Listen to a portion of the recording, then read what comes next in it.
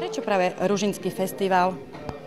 No lebo je to vynikajúci nápad, pretože práve tu, na tomto území, v tejto doline, v tejto časti, nič také organizované v posledných rokoch nebolo.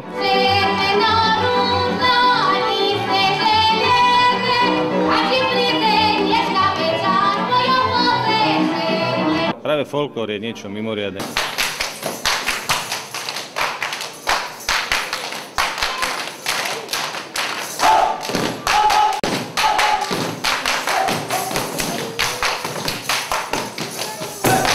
Nič iné som nemohol len to podporiť, pretože to je výborná vec, troška to dá dokopy ľudí.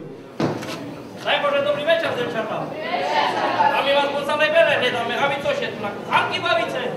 A dze oni na kuchárky páte, že oni tu posúli. Ale čo by posúleli, však oni olovo lieku patence. Ja mám medzi folkloristami veľmi veľa priateľov a myslím si, že práve v tejto zložitej dobe, keď mládež veľmi ťažko hľadá koničky, že práve folklór je niečo mimoriadne, niečo, čo ich pritiahne aj k tradíciám, ale urobí z nich výbornú partiu ľudí, ktorá sa naučí žiť troška iným spôsobom a podľa určitých pravidiel hry.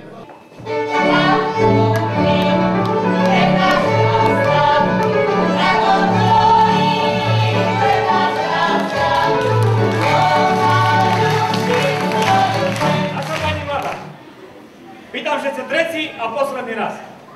Dáš sebe venek slávky sňac, alebo si mám hlavku stať? Venek sňac. Moja mamka bola folkloristka a mnoho textov, čo naša folklórna skupina Karička má práve od nej.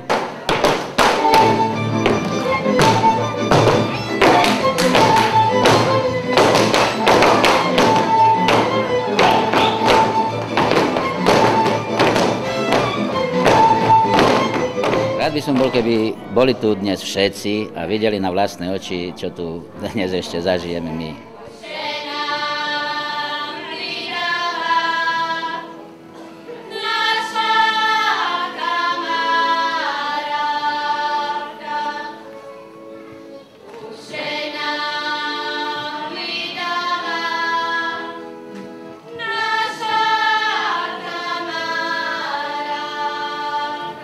Obyčajne sa dá cibuľa, mäsko a sa uvarí a je to.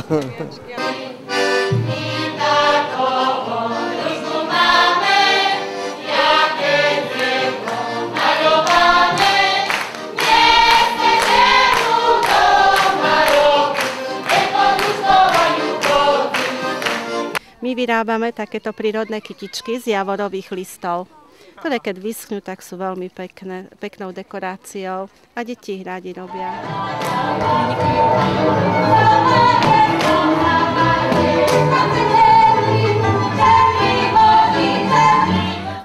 Ponúkame na ochutnanie myšpuľu. To je strom, ktorý môžete vidieť v tejto časti záhrady, kde je aj bylinkový labyrint.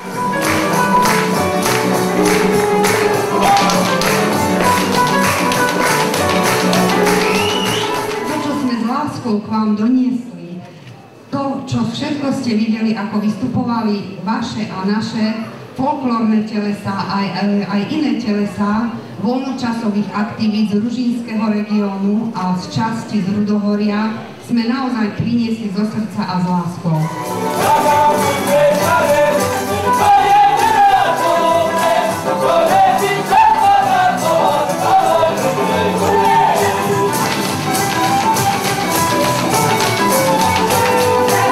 Prajem vám, aby dobrí ľudia vás počúvali a vy ako dobrí ľudia, aby ste pre nich pracovali.